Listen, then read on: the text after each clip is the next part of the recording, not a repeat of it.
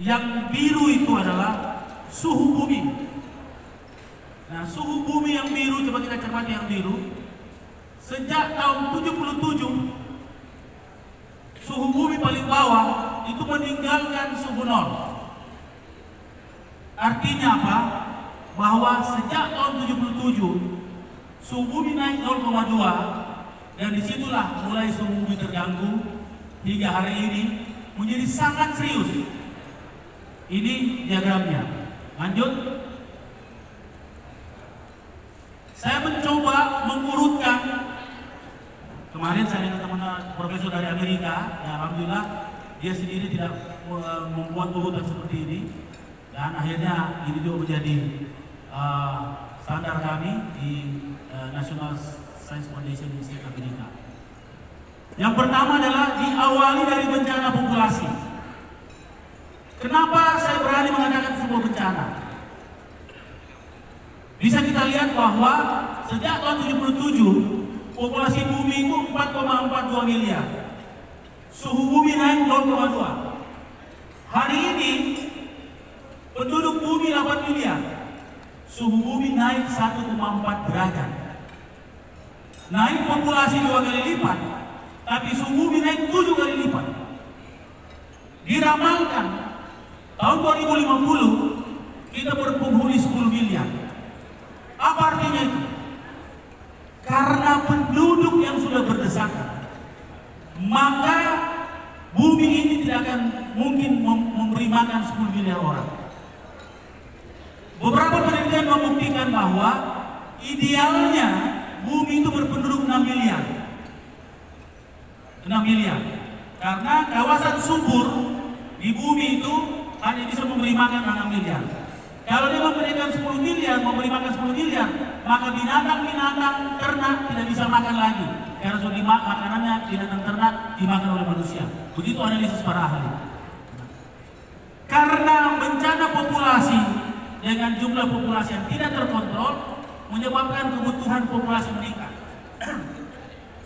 Karena kebutuhan populasi meningkat, produksi makanan menjadi meningkat dengan industrialisasi.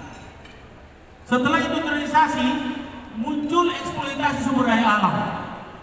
Karena eksploitasi sumber daya alam menyebabkan deforestasi. Hutan-hutan dirambah untuk jadi tanaman pertanian.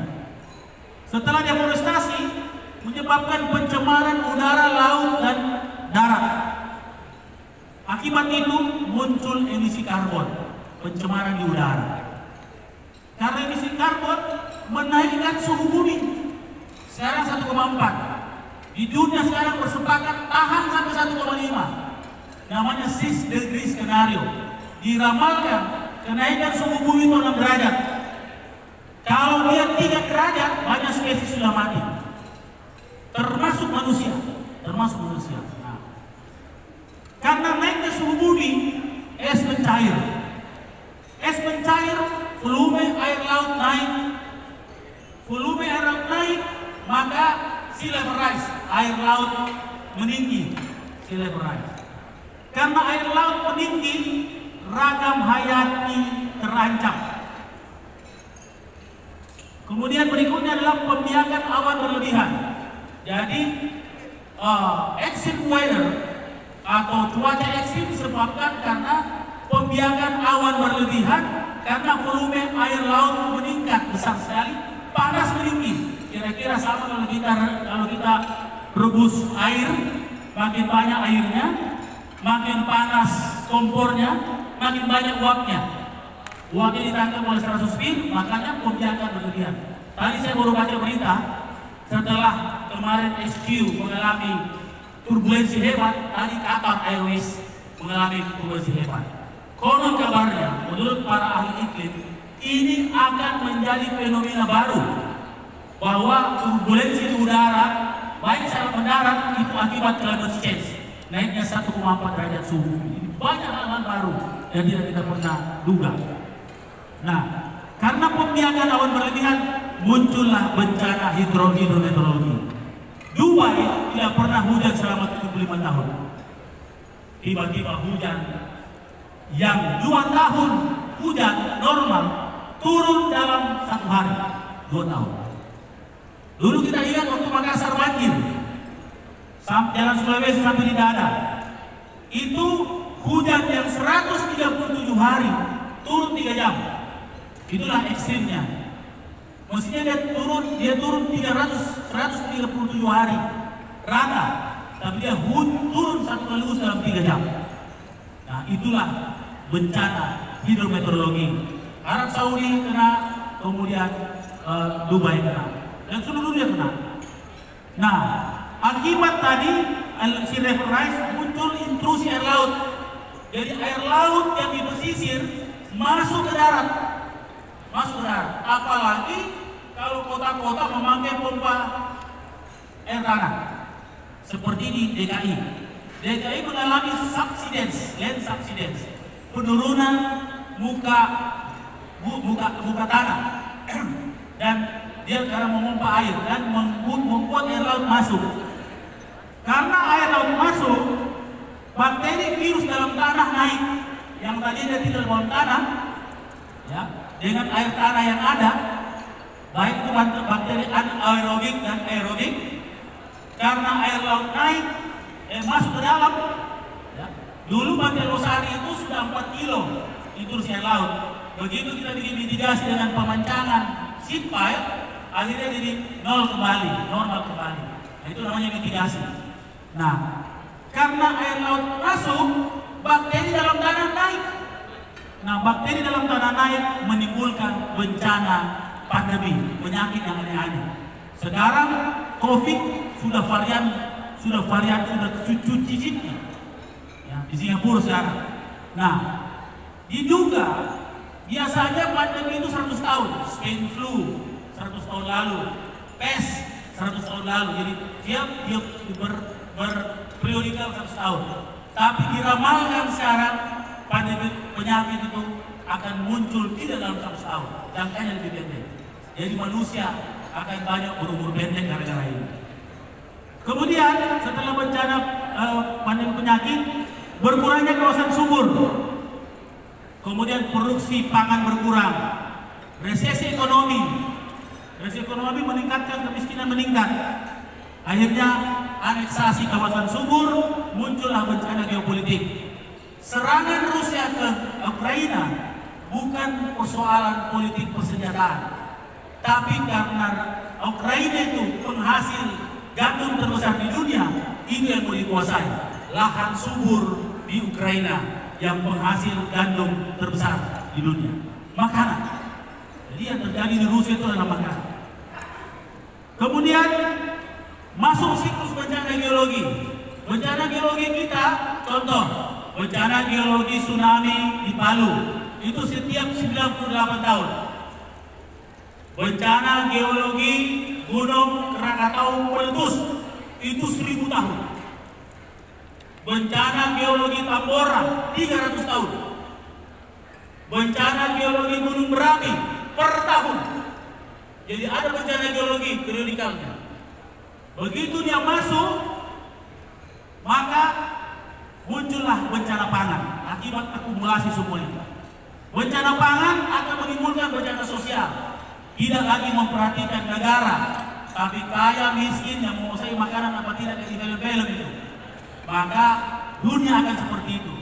Nah, setelah itu akan terjadi perang dunia dan terakhir kepunahan. Kalau dia naik 3 derajat saja, kepunahan. Sekarang hari ini di dunia para ahli bersepakat tahan sampai 1,5 derajat. Terus akibat itu saya berusaha membuat sebuah coding, sebuah rumus. Ternyata diawali di Zoom itu bencana populasi, coba di Zoom. Bencana populasi di Zoom. Kenapa gimpe? Ya. Di Zoom atasnya keterangannya. Turun sini. Oke. Itu cocok ya. Yang tadi saya bilang 2023 cocok. Penduduk 8 miliar. 2050 penduduk 9,8 miliar. 1997 penduduk dunia 4,2 miliar, suhu bumi mulai naik 0,2. Tahun 1900 industrialisasi selesai, pra-industrialisasi. Ideal produksi pangan dunia hanya untuk keperluan 6 miliar penduduk bumi. Itu penelitiannya ada semua. Maksimal produksi pangan dunia untuk kebutuhan 10 miliar penduduk tanpa memberi makan makanan ternak dan unggas. Jadi kita semua jadi tidak makan daging lagi karena tidak ada makanannya. Kita kan berebut makan sama unggas, misalnya unggas makan jagung, kita juga makan jagung. Tidak dikasih makan lagi unggas, semua dimakan manusia. Kemudian maksimal ketersediaan lahan cuma 1,4 miliar hektar. Oke, terus akibat bencana itu muncullah bencana hidrometeorologi. Nah, kita coba lihat. Suhu bumi naik 1,4 derajat dari 6 derajat sekitar kenaikan suhu bumi. Kepunahan dimulai. Komitmen dunia menahan suhu sampai 1,45 derajat. Extreme weather merata di seluruh dunia. Tidak ada sistem drainase yang mampu menahan banjir. Teman-teman sekalian, seluruh dunia banjir. Saya ke Amerika kemarin diundang oleh Kementerian Luar Negeri Amerika di National Science Foundation and State Green Amerika. Itu sangat restriktif, semua orang bisa masuk di situ. Di situ NASA, Pentagon dipikirkan. Saya masuk di situ berpidato. Bapak-bapak persis di situ, HP saya bunyi terus warning, early warning system, banjir. Jadi jangan bilang Makassar banjir, Amerika banjir tuh, putus jalanan. Saya naik mobil dari Texas, dari Phoenix ya, menuju Los Angeles. Berapa kali putus jalan. Jadi jangan terlalu saling menyalah-nyalahkan karena biasanya banjir selesai, banjir hoax belum selesai. Ya. Kita sendiri baku banjir semua itu, banjir jalan semua. Kemudian volume besar sedimentasi di muara dan pesisir. Ini seluruh dunia. Dunia semakin datar, gunung-gunung longsor, dunia semakin datar. Dan angin semakin kencang karena gunung-gunung penahan angin itu makin hari makin turun ketinggiannya akibat. Itu cerita dunia hari ini. Nah, bencana pandemi, makin banyak jenis virus dan bakteri yang tidak dikenal muncul. Kedua, penyakit infeksi baru karena virus dan bakteri makin sering dan masif. Penyakit kanker, ini kankernya kelebihan gay, ya, menjadi pembunuh nomor 2. Dan bagus Joni sebagai ciri khas manusia. Manusia, hewan dan tumbuh semakin rentan dan berumur pendek. Terus kembali ke dulu ya. Bencana geopolitik, kepentingan politik sebaran penduduk. Cina itu kesulitan dengan populasinya. Maka dengan modal ekonomi dia sebar penduduknya. Karena kenapa? Dia repot memberi makan penduduknya. Ini sebar penduduknya. Di Afrika dia sebar. Di Kenya dia taruh ke situ penduduknya. Termasuk wilayah Indonesia. Mudah-mudahan tidak terlalu banyak nih. Ya, mudah-mudahan tidak terlalu banyak nih. Tapi saya dengar sekitar 100 juta. Saya dengar. Ya, belum tahu. Katanya tidak ada. Tapi saya cuma dengar. Ini mengerikan. Karena ternyata politik sebar penduduk itu dipakai. Begitupun India sekarang. Bapak-bapak itu tahu bahwa penduduk terbesar di dunia bukan Cina sekarang. India. Bisa di-search sekarang. Ada live perhitungan populasi dunia, ada live bisa dilihat. Di situ India sekarang. India 1,4 sekian melewati Cina. Nah, kepentingan politik lahan subur, kepentingan politik dagang dan kepentingan politik pertambangan, itulah motivasi perang hari ini. Kenapa Cina sama Amerika bersitegang? Itu berebut kawasan-kawasan itu, berebut posisi dagang, posisi tambang, posisi lahan subur. Itu semua perebutan sekarang di bumi. Oke? Nah, bencana geologi seperti yang saya sampaikan tadi, siklusnya ada dan buktinya bencana geologi itu mampu merubah sejarah dunia. Waterloo waktu Napoleon menyerang Rusia, perhitungannya matang. Tiba-tiba Gunung Tambora meletus seluruh letusan itu menutup bumi. Bumi jadi dingin, kemudian Waterloo jadi becek, kalah di situ Napoleon. Sejarah dunia berubah. Prancis kalah dengan Rusia gara-gara Gunung Tambora meletus. Bayangkan, Gunung Tambora di Jawa sana, ya, di Sumbawa, ya, meletus. Pengaruhnya ada di Prancis, perang Waterloo waktu itu. Waktu Krakatau Krakatau pertama meletus, Krakatau pertama meletus sekitar 11.000 tahun yang lalu, dia menenggelamkan Atlantis. Peradaban dunia paling kaya di dunia, Atlantis, tenggelam dalam sehari gara-gara Krakatau meletus. Jadi siklus. Nah, makanya kenapa keputusan Pak Presiden memindahkan ke IKN itu tepat sekali. Walaupun usulan saya IKN, saya dulu usulkan di Leponto. Ya. Benar ini, di Leponto paling pas sebenarnya. Ya. Sekarang di IKN kesulitan. Ya. Saya sama dengan di IKN kemarin ke Singapura, belajar untuk bagaimana membuat kabel bawah tanah. Sama-sama, ya, kami diundang. Dan bagaimana di sana airnya susah. Saya sampai guyur-guyur sama Ibu Silvi, jangan didesain airnya, desain saja sabunnya. Dan di sana kalau orang pakai sabun berbusa terus, ya, jadi sabunnya yang didesain. Tapi isolasi di bawah dam besar. Ini masalah. Oke, terus. Nah, kembali masih kecil. Oke. Bencana geomagnetik. Menipisnya ozon di stratosfer menyebabkan tidak pernah ada fenomena aurora di Australia. Baru bulan lalu, bulan ini, aurora di Australia. Padahal aurora itu dekat kutub. Itu tandanya ozon kita masih makin hari makin menipis. Akibatnya, siklus badai matahari 2025 akan menjadi bencana gelombang elektromagnetik yang akan menghancurkan semua sistem seluler kita. Itu diramalkan, mudah-mudahan tidak terjadi. Tapi tanda-tandanya sudah terjadi dengan aurora di belahan yang tidak dikutuk seperti itu. Gelombang elektromagnetik dan keluaran kasus makin kuat menembus bumi dan bumi makin terbuka sinar penyebab kanker, sinar X. Makanya kanker sekarang banyak karena kanker kulit, ya seperti itu. Oke, terus 7 ya. Turun. Oke, 7 ya. Oke, di atas. Nah, akhirnya yang paling ditakuti adalah bencana pangan. Ini makin mendekati dunia ini. Penduduk bertambah, produksi pangan menurun. Kedua, resesi ekonomi, kemiskinan meningkat, generasi membesar, konflik sosial makin tinggi. Bapak Ibu sekalian, saya 2 tahun lalu diundang oleh Amerika. Dan dalam rangkaian itulah kenapa saya diminta kuliah tamu di UGM dengan teman-teman di Amerika. Dari cerita bencana ini, dari bencana ini, ternyata yang paling ditakuti adalah bencana pangan. Setelah mereka meneliti, ini cerita aneh sebenarnya. Ya. Saya juga kaget juga ternyata apa yang kita buat hari ini di Makassar itu jawaban persoalan dunia hari ini. Jadi saya ceritakan. Tiba-tiba saya diundang untuk berpidato di depan para peneliti Amerika, BRIN Amerika. Dan itu sangat powerful. Buktinya powerful apa? Ada anggota saya mau berangkat besok, tidak dapat visa malam ini. Kita telepon ke Amerika, besok pagi keluar visa. Visa Amerika tidak gampang, kecuali ada powerful. Saya perpanjang visa tanpa harus datang. Dan memang kita diingatkan bahwa sistem security di situ sangat ketat.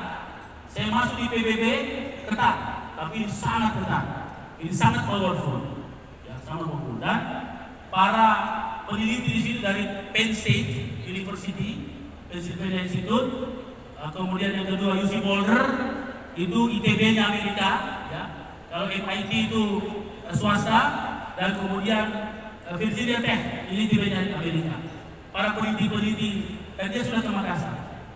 Ternyata dia teliti, kerawanan pangan itu akibat antara sumber pangan, misalnya sumber pangan kita soal terigu, gandum, terlalu jauh di Australia sama di Ukraina, dan konsumen atau manusia terlalu jauh jaraknya.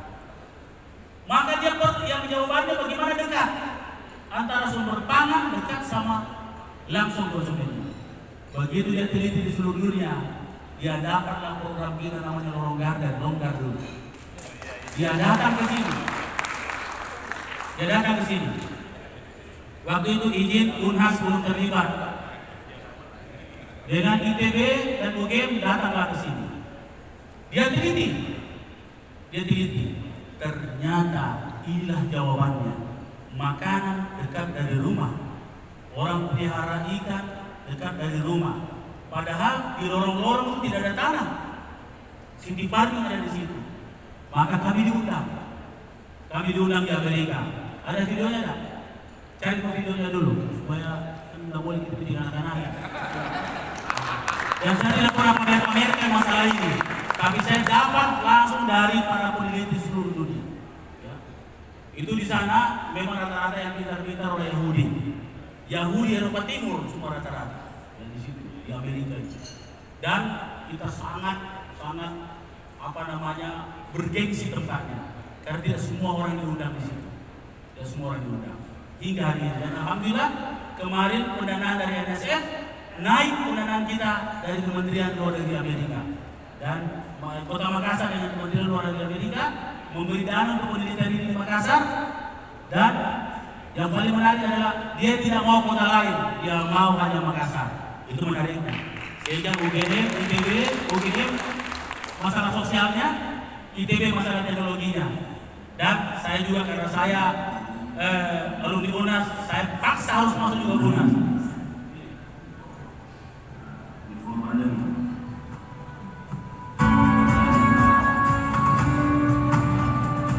Kemarin saya bawa teman-teman ITB, ya.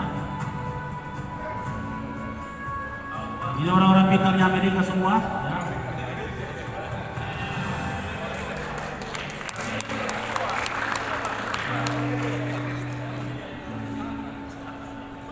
Tahu nggak apa yang diteliti tentang kita? Tentang public engagement. Ya, mereka minta waktu jam 9 pagi di Amerika. Ini lorong wisata yang saya terangkan. Jadi mereka tanya, bagaimana kau bisa membuat kesadaran masyarakat untuk bertahan hidup soal pangan? Bagaimana cara kau mengundang? Maka saya diminta mengundang para RT/RW. Di sana jam 9, di sini jam 11 malam. Waktu saya bilang, kasih ikut RT/RW di Zoom, RT/RW pada ikut. Kita tahu bilang malam, ada yang pakai pos hutang, ada yang lagi minum balok, ada yang lagi tidur di belakangnya istrinya pakai daster. Saya malu-malu saya, tapi dia menganggap itu sebuah real time. Dia bilang begini, bagaimana kau bisa dadakan orang 1000 orang hanya dalam 15 menit? Kau mengundang orang, masuk 1000 orang dalam 15 menit. Tahu ini sebenarnya siapa? Rupanya hal seperti itu, mengengage orang itu sangat mahal kalau dia. Ini. Jadi saya lagi diteliti, kita lagi diteliti. Ya, ini teman-teman yang lain. Saya kira tidak kalau orang lagi ini, dipamerkan ini semua ini. Bagaimana bisa? Ya. Tapi bagi saya, alhamdulillah pengakuan itu cukup kita dengan Tuhan, dan insya Allah berkah bagi kita semua. Bapak-Ibu yang saya hormati, skema tadi, kembali ke skema tadi.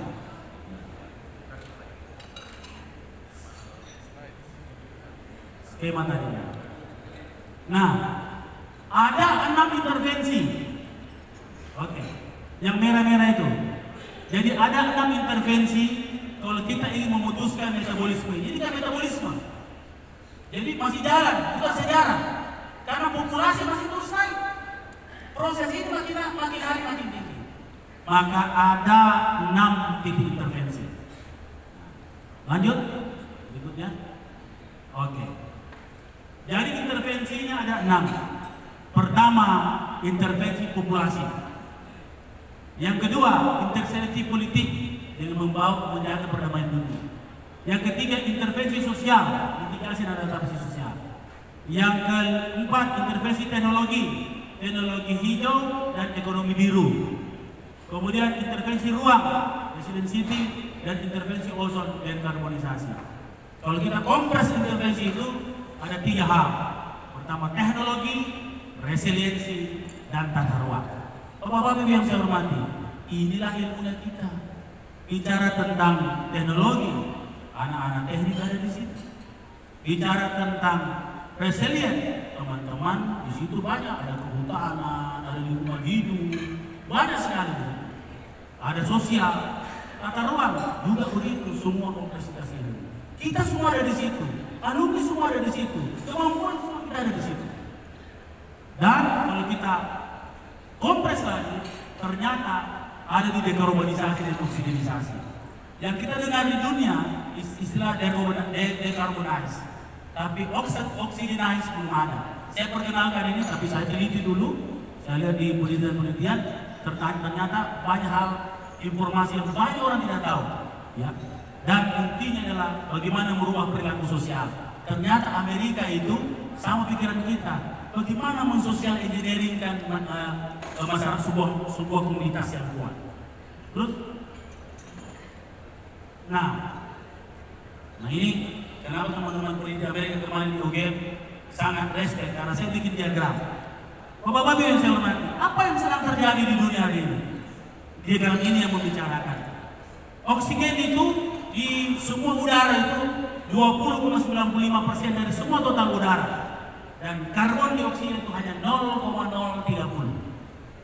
Dia stabil tadi dari suhu tadi yang kelihatan, dan di tahun 96-97 karbon naik, oksigen menurun. Kalau oksigen menurun dan karbon naik, dia ketemu di satu titik itu, maka diramalkan para peneliti oksigen habis di dunia, maka kita akan kiamat. Orang tidak bisa bernapas lagi karena oksigen habis. Maka kita harus mengintervensi. Kita harus belokkan grafik ini, baik itu datar ataupun recovery. Maka di situ ada low carbon, di situ ada zero carbon. Nah, kenapa kita perlu low carbon city? Kenapa kita perlu mengajak seluruh masyarakat kalau low carbon city semua harus bergerak? Kenapa kita harus merubah perilaku? Kenapa kita harus memakai teknologi hijau? Kenapa kita harus mempraktekkan ekonomi biru? Semua ada pada titik ini. Nah, inilah grafik saya bikin sendiri dan supaya mempermudah kita. Ternyata ada di dalam Al-Quran. Lanjut terus yang terakhir dulu, yang terakhir. Saya kasih lihat. Ternyata terus sampai di yang terakhir dulu. Terus. Dan sampai penutup. Terus.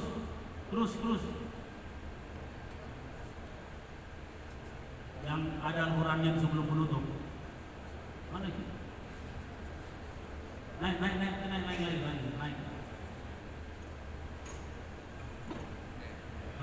Oke. Surat Ar-Rum. Telah tampak kerusakan di darat dan di laut karena perbuatan tangan manusia. Supaya Allah merasakan kepada mereka sebagian dari dampak perbuatan itu. Baru sebagian ini, maka kita harus tahan. Semoga mereka kembali ke jalan yang benar. Saya kembali ke tadi grafik tadi. Ternyata di Al-Quran ada jelas. Kembali ke grafik tadi. Tadi kan. Nah, baru sebagian. Semoga kembali ke jalan yang benar. Ini yang lurus tadi. Jadi, bapak-bapak yang saya hormati, di mana posisi kita? Semua bencana, semua kesulitan, di situ ada kesempatan. Sebelum bencana pangan selesai, posisi Sulawesi Selatan luar biasa.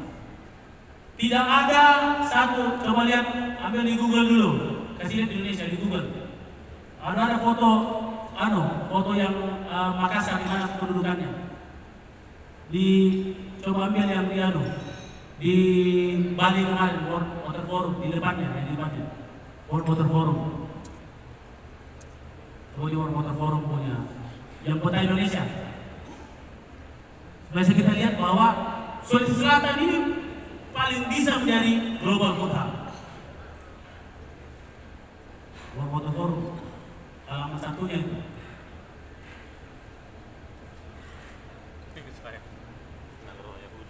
Ini maaf ini supaya kita punya pengetahuan dasar yang sama dan kita punya confidence bahwa global food hub itu hal yang harus kita menangkan. Karena orang lagi kelaparan, cari makanan sekarang. Dan saya kira ini sama dengan semangat kita untuk supporting logistik ke IKN dan program presiden baru kita, makanan bergizi untuk semua. Oke, kita coba lihat. Coba zoom. Nah, begini saya menerangkan kalau